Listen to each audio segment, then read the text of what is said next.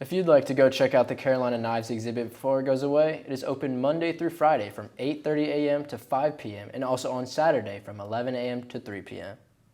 Sports is next on Carolina News. Jake? Feed throw to first. There it is!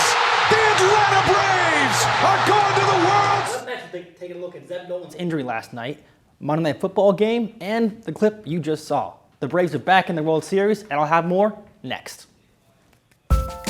At feedingamerica.org. Welcome back to Carolina News. It's time for some sports. The Gamecock football team has their first bye week this week, and it's come at the right time. After a blowout loss to Texas A&M, according to a release from the university, graduate assistant turned starting quarterback Zeb Nolan underwent minor surgical procedure this morning for a meniscus tear in his right knee.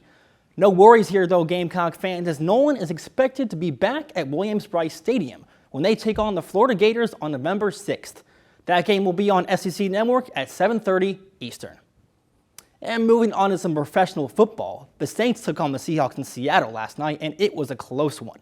On the third possession of the game, the Seahawks got the party started with this pass to DK Metcalf down the sideline, dodging a defender, and he could go all the way for an 84-yard score.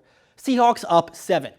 Taking to the second quarter, just before the half, Jameis Winston fumbles the snap but recovers it and finds Alvin Kamara for a 13-yard touchdown.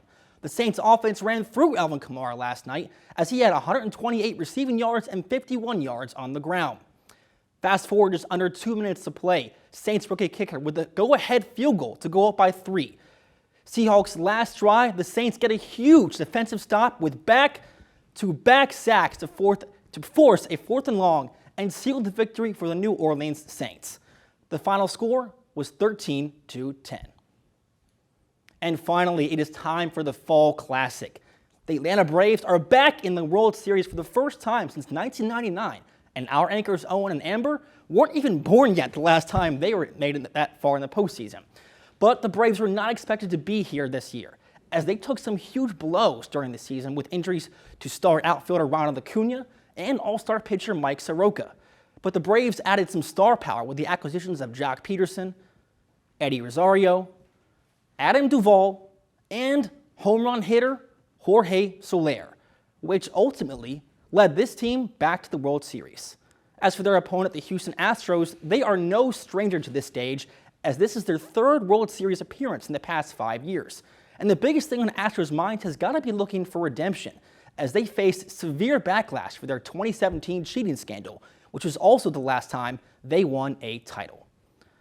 The starting pitchers for Game 1, tonight, Charlie Morton will be on the mound for Atlanta, and for Houston, Framber Valdez will be pitching. And the game will be at 8:09 Eastern on Fox. And that's all the time I have for you guys for sports. Back to you at the desk. Thank you, Jake. Next on Carolina News, a Kansas City football player gave 5 families a big surprise.